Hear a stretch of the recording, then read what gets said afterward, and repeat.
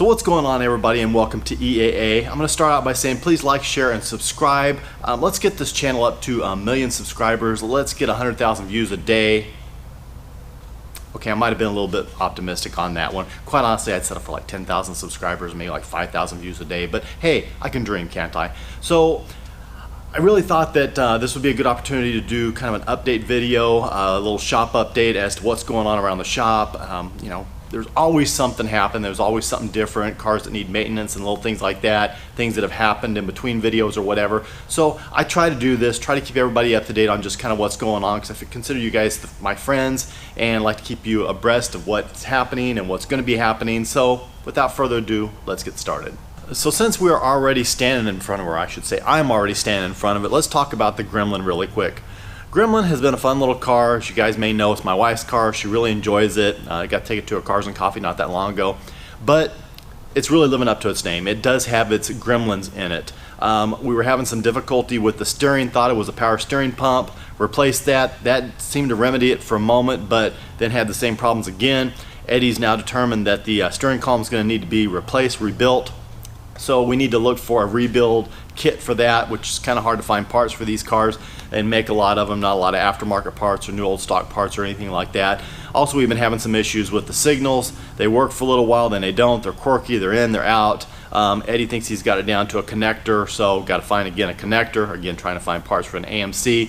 But at the moment, the car's doing okay. Eddie did a fix on the steering column and the blinker, so it seems to be working okay until we can find the parts. Next to talk about is the 1970 Volkswagen Bus, also my wife's vehicle. It's actually doing really well, but it does have a pretty significant oil leak. So my buddy Josh, who's pretty good with Volkswagens, gave me a list of parts to pick up, which I did. They're actually in the vehicle right now. And when I get some time, he gets some time, we're going to get together. We're going to drop the engine, reseal everything up so we can get rid of the oil leaks and just give it a good tune-up and everything like that. But other than that, it's doing good. It's running fine.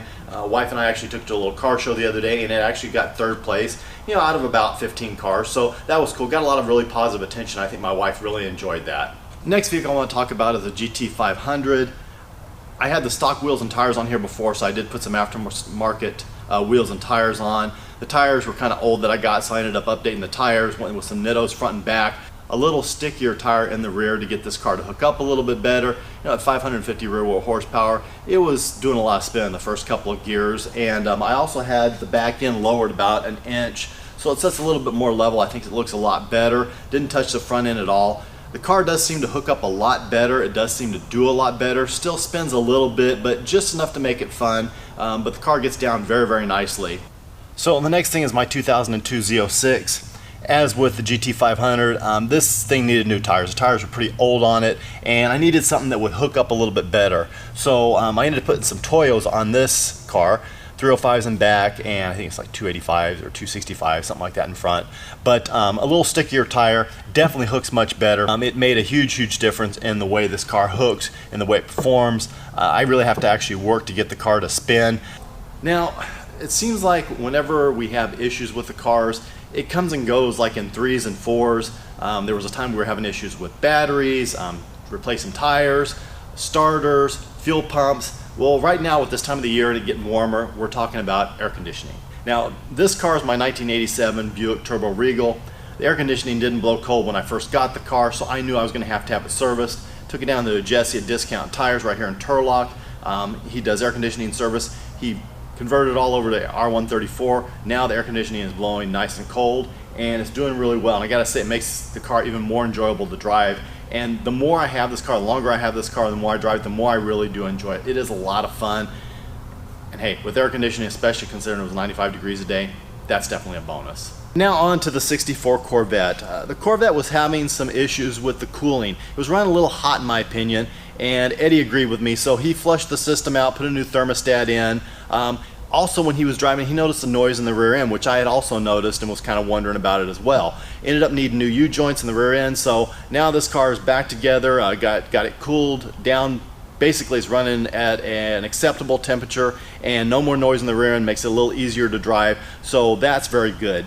Now, normally what would be sitting here is my Pantera. The Pantera is currently over at the workshop because ever since I've had that car, it's never ran completely right at its 100% potential. Now, when I first got it, it had a Holley carburetor on it, and while Holleys make really good horsepower, I do know that they're very temperamental for me, and I just haven't had good luck with them. So I had Eddie switch it over to an Edelbrock, and the car ran good, but it seemed like there would always be a little flat spot, either mid-range or top end, depending on where he would time it. So Eddie started tinkering with it a little bit more, and he pulled off the cap and realized the cap had a lot of rust and gunk in it, cleaned that out and adjusted that, put new plug wires on it, and it seems to have helped, but it still kind of has that flat spot. So he's playing a little bit with the vacuum advance, trying to get that all dialed in.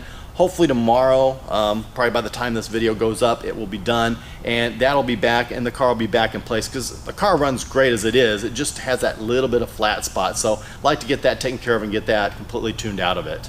DeLorean is doing very, very well. The only issue I have with the car right now, I feel like it probably needs brakes, or the brakes need some attention. They don't feel very confidence inspiring to me, and I would like to get that checked out pretty soon. There's just a list of stuff to do right now, a list of stuff going on, but we're going to get there. I know we're going to get there very, very soon. Also, the car just doesn't want to cold idle. When I first start it up in the morning, if it's cold, I have to sit there and keep my foot on the gas for about a minute, minute and a half before it'll idle down itself.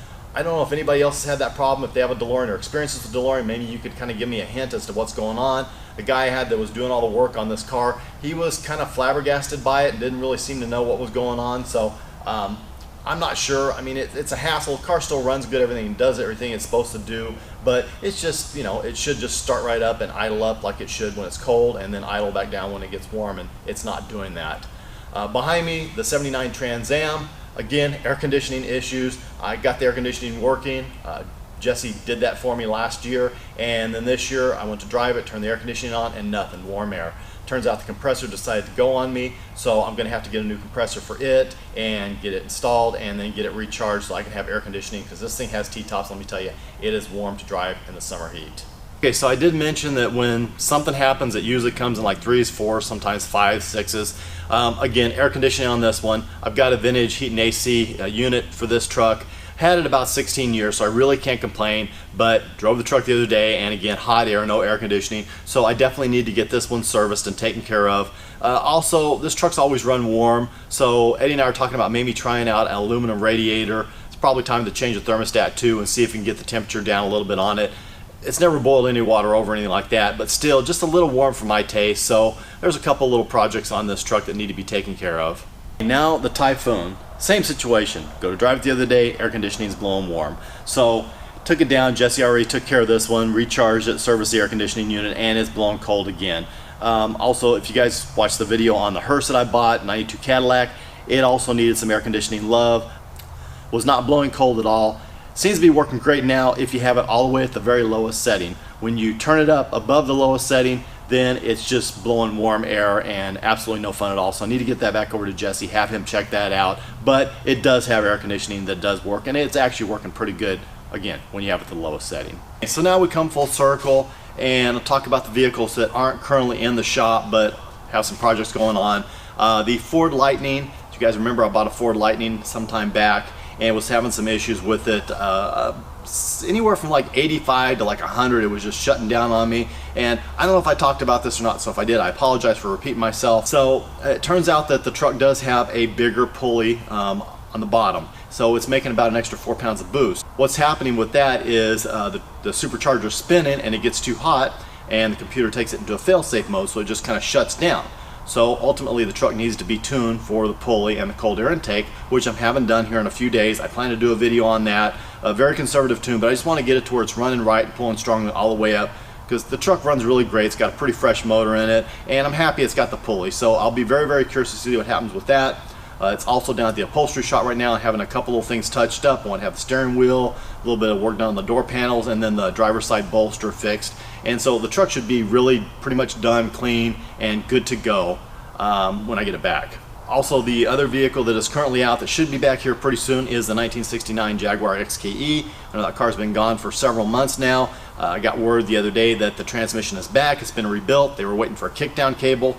They were going to put the engine up on an engine stand and seal up all the oil leaks. Going to adjust the valves and get it all just really tight and running right and put it all back together. So I am hoping to do a video on that car very soon and talk about how it feels to drive it with the new transmission and everything all sealed up and good to go.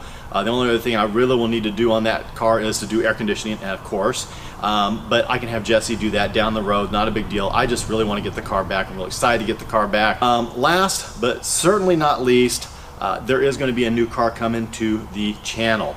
Yes, I'm not going to give away what it is, other than to say that it is a car that I have wanted for a very long time. I've had my eye on for a very long time, and it is a TV show car. I'll tell you that. You guys are more than welcome to guess. Leave me a comment below, but hopefully should be here. I expect word any day from the driver that's coming from out of state, so I expect a word any day on when it will be arriving.